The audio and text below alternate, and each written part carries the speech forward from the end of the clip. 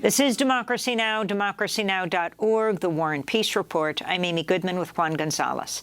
As we end today's show with an update on abortion rights, as President Biden considers declaring a public health emergency to expand abortion access after the Supreme Court overturned Roe v. Wade, Biden was asked about the issue Sunday. One of the things they are asking for is a public health emergency. Is that something you're considering? That's something I'm asked the folks, the medical people in the administration to look at, whether I have the authority to do that and what impact that would have. Biden's comments came on the same day as some 10,000 reproductive rights activists rallied in Washington to urge the administration and lawmakers to do more to protect abortion. We're demanding that the federal government do something to legalize abortion now, that waiting till November is not enough. President Biden signed an executive order Friday to ensure access to abortion medication, abortion pills, and emergency contraception, and is urging Congress to pass legislation to codify abortion rights. On Monday, the Biden administration said that federal law preempts state abortion bans when emergency care is needed, and that the government can penalize institutions or providers that fail to provide abortions as needed to treat medical emergencies. The White House has defended Biden's response to the Supreme Court ruling so far, but one of our next guests tweeted in response, quote, "I don't know who needs to hear this, but here's a free lawyer for after you're arrested isn't really the win for us it's being touted as." That was Robin Marty, operations director of the West Alabama's Women's Center, which used to provide abortion services before the ban and just reopened on Monday. She's also author of the new handbook for a post-Roe America. She is in Tuscaloosa, Alabama. And joining us in Gulf Shores, Alabama, is Diane Derzis, the CEO and owner of Jackson Women's Health Organization, Mississippi's only abortion clinic, which was at the center of the Supreme Court case that led to the overturning of Roe, Dobbs v. Jackson versus Women's Health Organization. The clinic closed soon after Roe was overturned last month and plans to reopen in Las Cruces, New Mexico, hours away. We welcome you both to Democracy Now! Diane Derzis, let's begin with you. You are the woman in charge of the organization that's the named Supreme Court case that overturned Roe. Your response right now, both to the Supreme Court and if you think President Biden is doing enough. Let me address President Biden. I think he is limited in his powers to do anything. I think he's made it clear that unless we turn out for the vote in the next election, we are lost. In the meantime, we are having women flee these hostile states, and we're still threatening doctors. Even with what Biden did, we're threatening doctors in neighboring states if they, in fact, give a pill that is taken out of that state and completed at home in a hostile state. So this is far beyond anything that people are talking about at this point. It's dreadful. Can I ask, why did the Jackson Women's Health Organization close? I mean, it's not only an abortion clinic. It provides all kinds of services. We saw the last day, the anti-abortion activists out there. Talk about that decision. The way that clinic survived was by doing abortions, not by doing the family care and those other, unfortunately, services that we did. Most of those don't pay the rent. And there are other agencies that do those. Our only choice was to go where we could make a difference, and the closest place that we found was Las Cruces. We're still opening in Baltimore, in Virginia, Bristol, Virginia, and we still have clinics in Georgia until we don't. So we do have other places, and we do have inroads into making referrals to women where they're closer. And it may not be Las Cruces, but it will be a clinic that's closer to them. And your decision to pick New Mexico as the best place to operate, could you talk about why? And is there any way that Alabama law can reach out to the work you do there? I don't see that. It's not a neighboring state. That only, unfortunately, affects the women that are in Alabama. But the reason we picked that was because it is, for the time being, and I say that for the time being, a safe state. We've been welcomed by the governor. It helps when you have someone politically pro-choice who understands women's needs, and women must have these services at any cost. So that is the primary reason we chose New Mexico. And I wanted to ask you about the native nations. There's a Choctaw. The Choctaw are in Mississippi. Would the Indian reservations have an ability to not follow state law as such?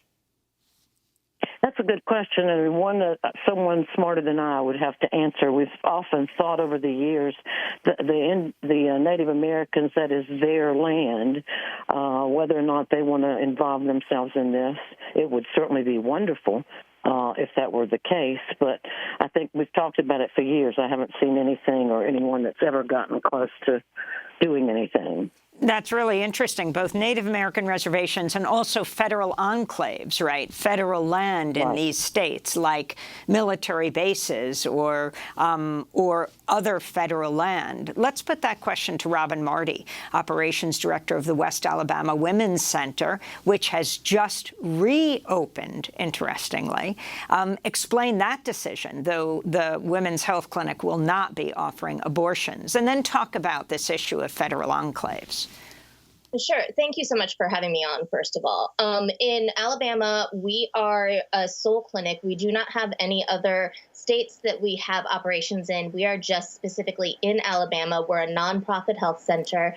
And so in preparation for Roe being overturned, because we did know it was coming, we set aside a pool of money that we know will allow us to stay open for at least 3 months. And in those 3 months, we're using that in order to build up all of our other programs. So family planning programs, HIV care, prenatal care, PrEP services, all sorts of different programs that we know are desperately necessary in Alabama because there's no place that people can go to have that. With that pool of money, we are also making sure that we are around so that if a person tries to manage their own abortion, or if a person is having a miscarriage and is afraid to go into a hospital, they're allowed to come and see us, and we can do basic diagnostics, ultrasounds, and help them understand whether they need more care or not, or if they do have a miscarriage and that needs to be managed. We believe that this is the most important thing that can happen in Alabama, because when you criminalize abortion, that means any person who can become pregnant and does have bleeding issues could be suspected of having tried to end their own pregnancy. The state keeps saying that they are not going to charge the person who tries to do their own abortion, but we do know that they will try to charge anyone around that person in order to try and basically make people too afraid to end their own pregnancies. So we are going to be a safe place that does not ask questions and simply sees people with bleeding issues and does what we are legally allowed to under the law. That's why we're staying open, and we are hoping that in the next 3 months we can raise enough money to keep ourselves open on these new projects. As for all of the questions about federal land or native land, people need to remember that when it comes to native lands, I mean, this entire country was native land. This is land that was stolen from Native Americans, and it is not ours to try to come and say, hey, can we use this in order to circumvent the laws that we as white people have passed, righteously or not, in our own states. Also, when you look at military bases, federal lands, we already know that federally we have the Hyde Amendment, which forbids anyone from doing any sort of taxpayer funding for abortion. We also know that in states that have had their own state versions of Hyde Amendments or have used Hyde Amendments, they've used it to say that anything that is funded by a taxpayer, which would be federal land, counts as federal funding of abortion. So there's simply not an option for us to use federal land, as far as I can tell, in order to set up abortion care centers in these really hostile states. And Robin Marty, even before the Roe ruling, talk about how it was already difficult to access abortion and reproductive health care in Alabama and the South Gulf Coast. Very much so.